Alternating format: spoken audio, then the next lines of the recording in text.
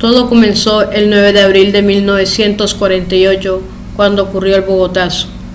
Te recuerdo que fue el magnicidio de Jorge Eliezer Gaitán. A raíz de eso, ese día se realizaron diferentes problemas civiles y se dice que a raíz surgieron grupos de margen a la ley como el M-19, la FARC, entre otros.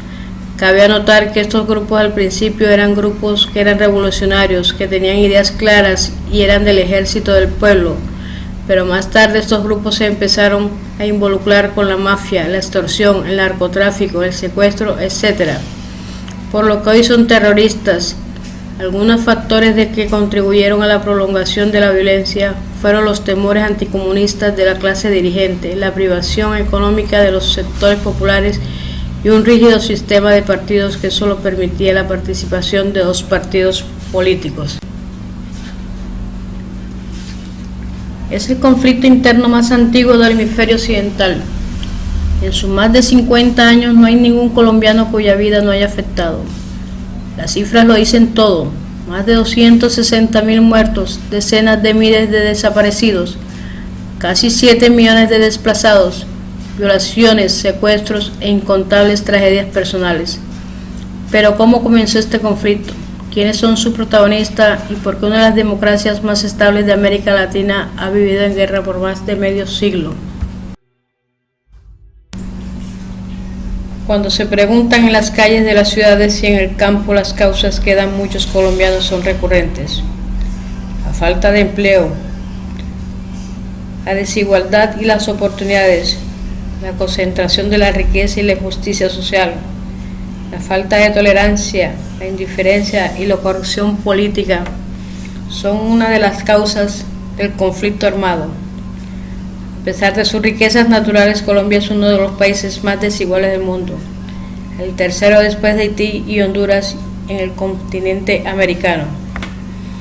El conflicto en Colombia es distinto a otras guerras civiles. En el mundo se suelen tener causas étnicas, económicas o religiosas. Es incluso difícil para los colombianos definir la naturaleza del conflicto. Ni siquiera para nosotros los colombianos sabemos por qué el de la violencia de Colombia. Pero se dice que es un negocio lucrativo, un negocio bélico que se autoperpetúa, influenciado por el narcotráfico, un ciclo de represalias por las atrocidades cometidas en el pasado, una guerra de clases de campesinos revolucionarios contra un sistema corrupto, la tendencia a ejercer violencia desde el poder y la política, la falta de resolución en la cuestión de la propiedad de la tierra en el campo, las faltas de garantías para la pluralidad y el ejercicio de la política. Pero ¿cómo comenzaron las FARC? ¿Cuáles fueron sus orígenes? Son los de un grupo de autodefensa integrados por campesinos de tendencia liberal desplazados durante el periodo de la violencia, que más tarde adoptaron la ideología comunista. Tumbaron monte para abrir un claro en la selva y se establecieron en la parte alta de las cordilleras. Hacia 1964 estos campesinos comunistas se habían concentrado en una de las zonas de la cordillera en el centro del país, un pueblo llamado Marquetalia en el departamento del Tolima. Las zonas de guerrillas eran imaginadas o representadas como zonas de dominio de la libertad. En Marquetalia habían constituido una suerte de república independiente, conformada por unos 50 hombres que pelearon durante la violencia junto a sus familias. Era una de las más de 100 bandas armadas que rechazaron la posibilidad de movilizarse tras ese conflicto y que tenían un razonable poder político y militar. A la cabeza de este grupo estaba Manuel Marulanda Vélez, alias Tiro Fijo, un combatiente formado por las guerrillas liberales de inicio de los años 50, quien más tarde se convertiría en el primer jefe de la FARC. A finales de esa época, el surgimiento de grupos paramilitares de derecha alentados por sectores de las Fuerzas Armadas y algunos terratenientes, empresarios y políticos, así como narcotraficantes, profundizaron la violencia del enfrentamiento armado. Además de enfrentarse con la guerrilla, asesinaron a campesinos y dirigentes sociales. Por esta misma época comienza a tener más y más influencia el narcotráfico en el conflicto armado colombiano. del que progresivamente se van sirviendo tanto los grupos paramilitares como la propia guerrilla. Hacia el año 2000 las FARC alcanzan su mayor capacidad militar con unos 20.000 hombres en armas.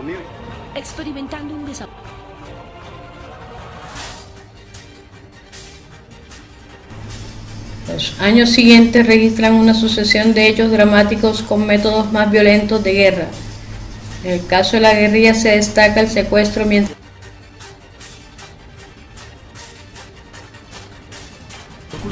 es incluso difícil para los colombianos definir la naturaleza del conflicto. Se agregan diferentes explicaciones, donde se dice que es un negocio lucrativo bélico que se autoperpetúa, influenciado por el narcotráfico, un ciclo de represalias por las atrocidades cometidas en el pasado, una guerra de clases de campesinos revolucionarios contra un sistema corrupto, la tendencia a ejercer violencia desde el poder y la política, la falta de resolución en la cuestión de la propiedad de la tierra en el campo, la falta de garantías para la pluralidad y el ejercicio de la política. Pero ¿por qué llega el fin del conflicto con la FARC en estos momentos? Pues no es la primera vez que se trata de alcanzar la paz entre gobierno y FARC.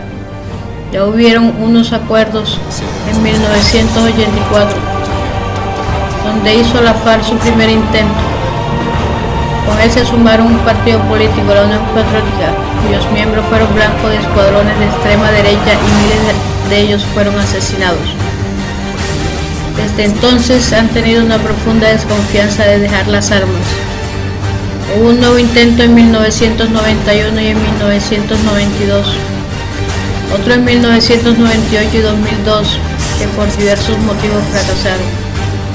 Durante los gobiernos del presidente Álvaro Uribe, en el 2002 al 2010 se lanzó una profunda ofensiva contra la FARC, que incluyó bombardeos a campamentos rebeldes y se extendió durante el gobierno de su sucesor y actual presidente Juan Manuel Santos. En los ataques del gobierno se diezmaron las fuerzas guerrilleras y mataron a varios de sus máximos líderes, entre los cuales no estaba Manuel Murolanda, ya que murió de viejo en un campamento. Pero con él estuvo el mono Jojoy, Cano, Raúl Reyes y muchos más. Hoy se estima que la FARC tienen unos 7.000 hombres en armas. Existe el argumento de que este debilitamiento puso a los rebeldes en una posición más razonable para negociar. Pero también hay un contraargumento que tras más de una década de ofensiva estatal militar, las fuerzas del gobierno no lograron derrotar a la FARC. Para ellos también era razonable pensar en negociar.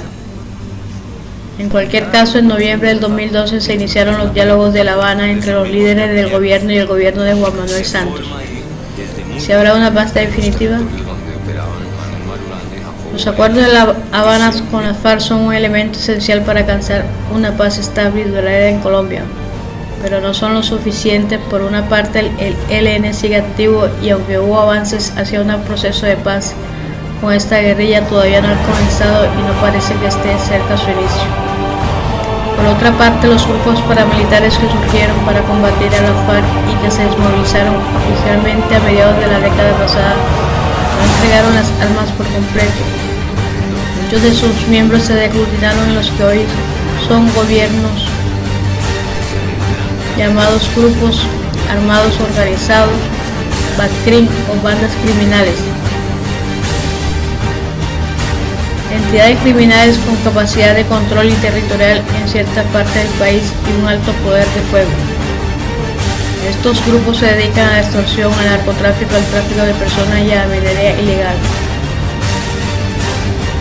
Según muchos activistas sociales y defensores de derechos humanos, algunos siguen su modo original como instrumento de la extrema derecha, atemorizando a la población y tratando de callar a los líderes comunitarios. Finalmente, y es crucial, muchos creen que una paz sólida en Colombia solo se podrá conseguir cuando se hayan resuelto las causas fundamentales del conflicto. Falta del empleo y oportunidades, desigualdad, concentración de la riqueza, injusticia social, falta de tolerancia, indiferencia y corrupción. Todo eso es lo esperado para los acuerdos, para lograr una verdadera paz. Buenas tardes.